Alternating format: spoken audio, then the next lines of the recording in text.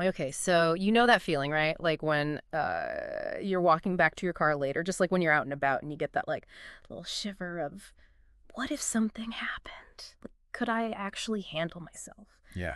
And well, today we're diving into a self-defense system that's all about those real-world kind of what-ifs, Yeah. Krav Maga. Krav Maga. Yeah. And to really get into it, we're going deep into a book They're called right. Krav Maga, Israeli System of Self-Defense, 100 Attack and Defense Movements 100. by Sergio Nisenbaum. It's a quite a deep dive, literally. Yeah, so think of this episode as like your cheat sheet to understanding like the core of this Israeli martial art. Right. So we're looking at the philosophy, the practical responses, and some of the surprising things you might not know. Yeah, and I think some of the surprising things really come from the history of Krav Maga, which we'll get into. Yeah, But it's got a very, very specific history definite. that informs what it is today. So our goal today is to kind of equip you with a solid understanding of what Krav Maga is and really kind of like see how it goes beyond just the physical techniques themselves. Right, and this is good stuff for everyone listening, even if you think you know some Krav Maga. Yeah. There's some really cool stuff in here. Yeah, absolutely. I mean, what really grabs you right away when you start exploring Krav Maga is its origin story. Yeah. You know, it wasn't developed in some peaceful dojo or anything like that. Right. Its roots are really like in the threats that its creator, Amy Lichtenfeld, faced leading up to the formation of Israel and the IDF back in the 1940s. Yeah, and so Amy Lichtenfeld wasn't just some guy who was, you know, into martial arts. Like, he had it kind of in his blood. Yeah. Like, his dad was actually the chief of the secret police. Wow. And he taught hand-to-hand combat. Wow. So, like, by 18, Lichtenfeld was a champion boxer and wrestler. Wow. That's impressive. Yeah, it's crazy, right? Yeah. And then, you know, it gets even more interesting when you see how, like, fascist and anti-Semitic movements started gaining traction in Europe. Right. Imi became a key figure in organizing resistance, and get this, he even started getting into street fights to protect his community. Oh, wow. So, like, you can imagine having to face down attackers who outnumber you, and that really tells you that Krav Maga wasn't about flashy moves. It was about surviving. Right. It had to be practical and effective immediately. Yeah. There was no time for, like you said, fancy moves or anything like that. Yeah. It had to be effective. Right. And then he has this incredible journey to Israel in 1940. Yeah. And he was on a ship, the Pencho, Right. in really, really tough conditions. Yeah. I mean, he even risked his life to save people who had fallen overboard. Wow. And that led to this really bad ear infection. Oh, no. Then the ship wrecked near Greece. Oh, wow. And then he was rescued by the British Navy. Oh, wow. He needed emergency surgery in Egypt. Oh, my gosh. You know, it's an amazing story. It's a story, right? Of survival and resilience, really. Yeah. Like, just getting to Israel was an incredible feat. Yeah. And it really shows his character, too. Absolutely, yeah. Like, all that. And then he serves in the British Armed Forces for 2 years. Right. And finally gets to Israel in 42 and becomes the head of self-defense for the Haganah. Yeah. One of the groups fighting for Israeli independence. Right. And this is where Krav Maga really starts to come together. Yeah, take shape. Like, they needed self-defense tactics that were tailored to their specific needs. Right. And they needed them to be instinctive, right, not complex. Right. They didn't have time to train for years and years. Yeah. It needed to be something that they could pick up relatively quickly and then immediately be effective with. Right. And so you can see how the urgency of the situation really influenced the core principles of Krav Maga. Yeah. It was about surviving. It wasn't about winning a match. Right. It was about protecting yourself, Yeah. your community, Right. your country. Yeah. And so by 1948, when the IDF was formed, he became their chief instructor for hand-to-hand combat and self-defense. Right. And for a while, it was this closely guarded secret weapon Oh, wow. of the Israeli military. I didn't realize that. Yeah. So it wasn't until 1964 that he retired from the military and actually opened his first training center for civilians. Right. Making this system accessible to everyone. So it's really cool how it evolved from that, you know, need in a very specific and turbulent time. Yeah, it's a very unique origin story for a martial art. Totally. Yeah. So let's talk about the core principles and the philosophy. Okay. The Hebrew meaning is contact combat, which I think is pretty straightforward, Okay, right? get straight to the point. Yeah. And the fundamental aim is to give you a quick and effective response Yeah. to any act of aggression. Right. And this is crucial regardless of your size, gender, age, or physical condition. Right. And I think that's a really big difference from It's a a lot hu- of traditional martial arts Right. because some of them might rely more on physical prowess. Exactly. And so Krav Maga is really designed to be accessible to anyone. Yeah, and I like how the book emphasizes the simplicity of it. Yeah. There aren't a lot of rules to memorize. Right. There aren't competitive matches with all these specific regulations. Yeah. It's really about using your body's natural movements Right. to target an attacker's most vulnerable points Exactly. as efficiently as possible. Yeah. So you don't have to be the strongest person in the room. Right. It's about technique Yeah. over brute strength. And this is where we get into these cool concepts of weight transfer and explosive force. Yes. Yes. And this is where Krav Maga gets really smart Yeah. about using biomechanics. Yeah. Right. So weight transfer isn't just about moving your weight around. Right. It's about channeling your entire body mass into a strike. I see. And what's interesting is a lot of people, when they strike, they tense up. Oh, really? Yeah. And that actually limits their power. So Krav Maga training focuses on relaxing into the movement Yep. and using your body weight as a whole. Interesting. And that makes even a smaller person's strike incredibly powerful. Okay, yeah. That makes sense. And then explosive force is about generating maximum power, but in a very short burst of time Right? and over short distance. Right. And the book makes this point that combining these two things Yeah. is way more effective than just relying on muscle alone. Yeah, it's like being efficient and smart about your movement. Exactly. Yeah, Yeah. it's about maximizing the impact Yeah. of your natural movements Yeah. rather than trying to be like a bodybuilder or something. Right. And so this whole philosophy of simplicity, objectivity, and velocity, that seems to be the guiding principle behind It is. the different techniques they use for different types of aggression. Yeah, and that's because not every violent encounter is going to be the same.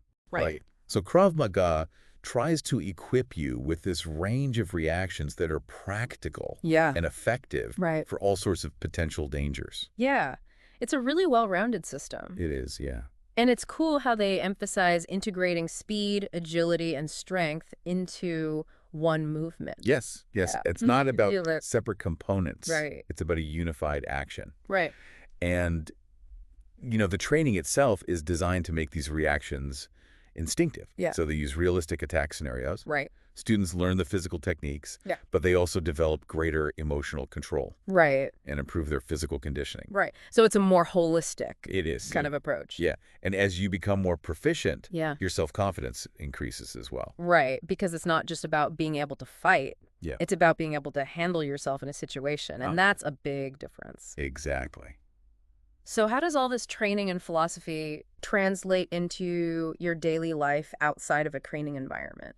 Yeah, this is where the book gets really interesting. Yeah. Because it really highlights how Krav Maga is way more than just the physical techniques. Right. It really emphasizes situational awareness. Yeah. And I think that's one of the biggest takeaways for me. It is, yeah. The author really gets into how you can apply these principles every day, Right. even if you never have to throw a punch or block a kick. Exactly. It's about being aware of your surroundings, Right. understanding people's behavior, and Yeah. identifying potential issues before they escalate.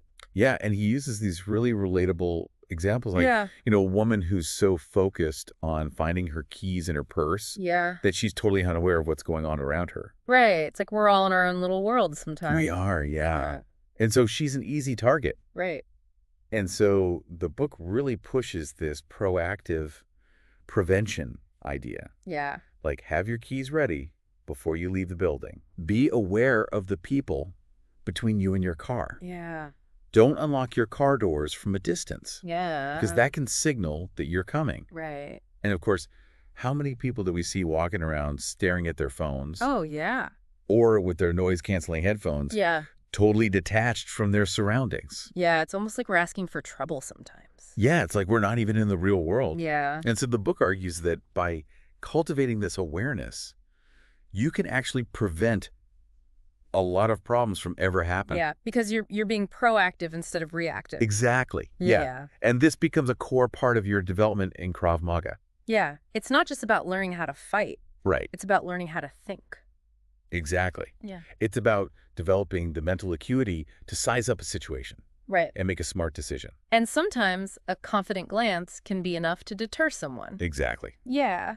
Yeah, a lot of times it's about projecting confidence. Right. And, if we think about human behavior, your body language communicates so much. Oh, yeah, for sure. So the book talks about how a posture that suggests vulnerability, Yeah.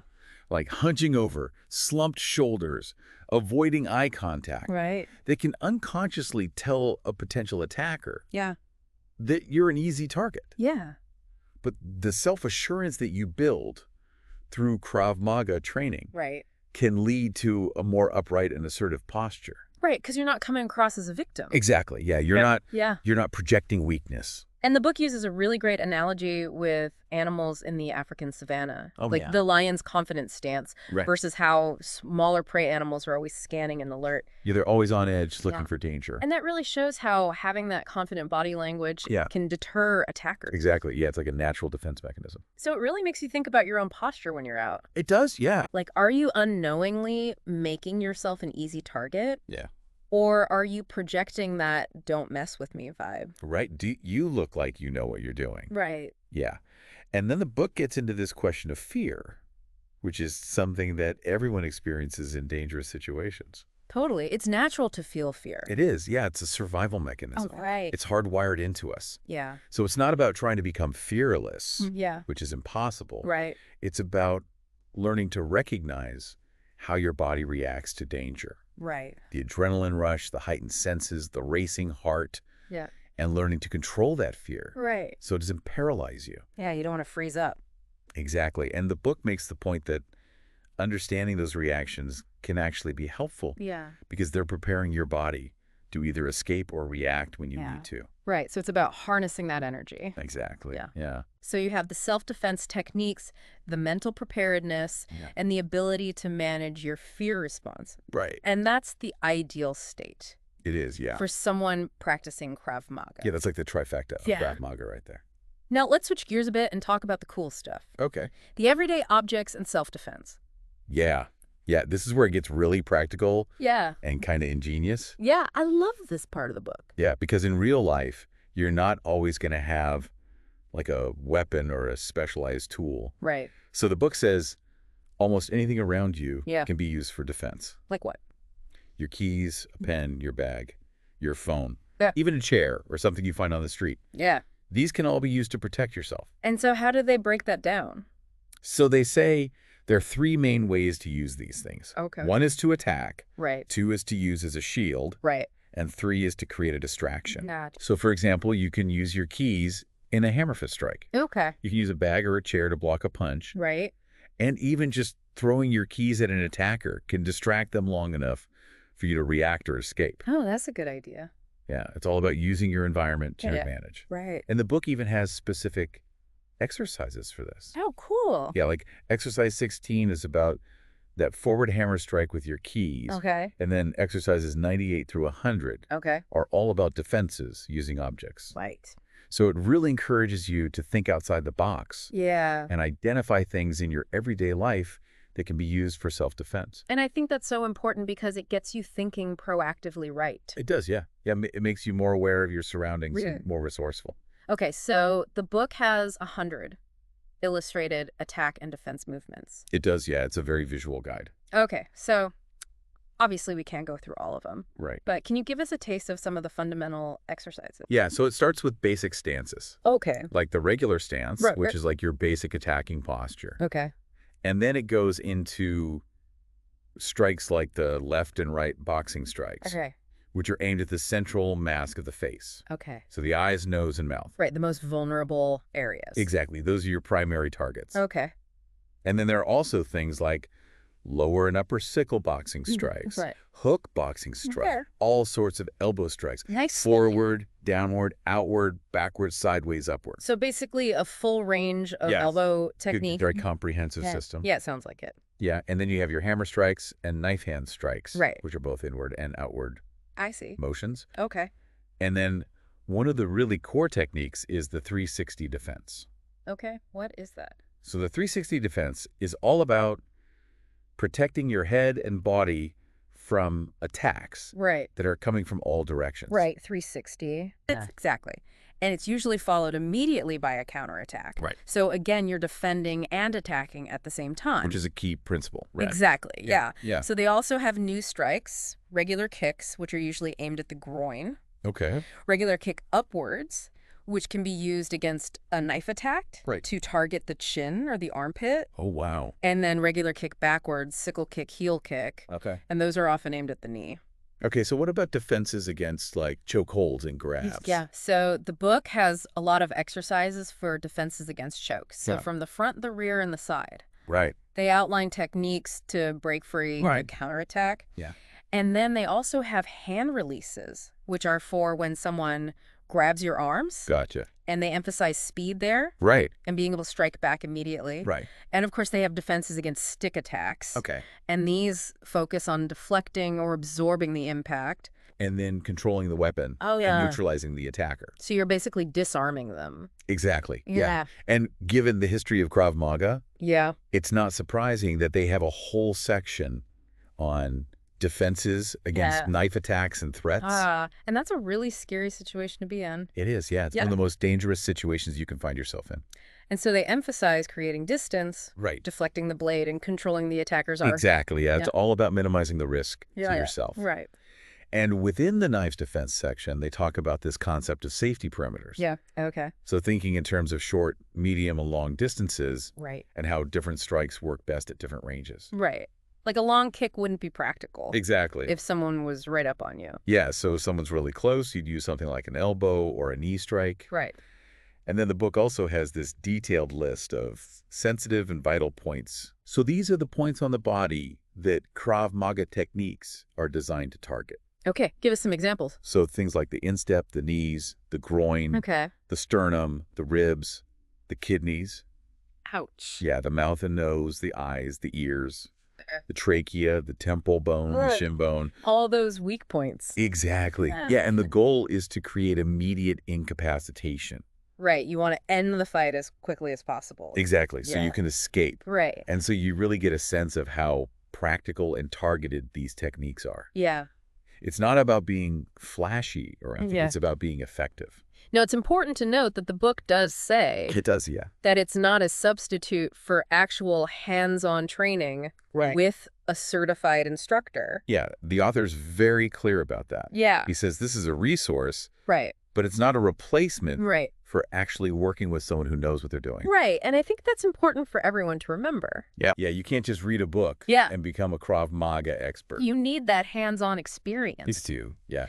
Well, I think this has been a really cool look into Krav Maga. Yeah. It's more than just a set of fighting moves. It is, yeah. It's about awareness, using your surroundings, and feeling empowered to handle unexpected situations. Exactly. And I think that's what makes it so relevant Yeah. for everyday life. Right. You know, it's not just about fighting. Yeah. It's about being prepared Right. and having that mindset. Yeah. And I think that's the biggest takeaway for me. Yeah, I agree. So thinking about everything we talked about, Yeah. what's one small thing you could change in your daily routine to feel more prepared?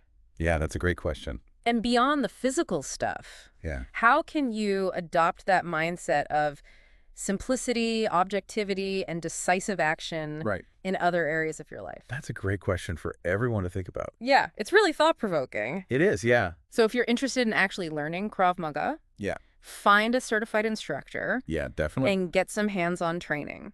That's the best way to really learn it. For sure. Yeah. Thanks for listening. Thanks for having me.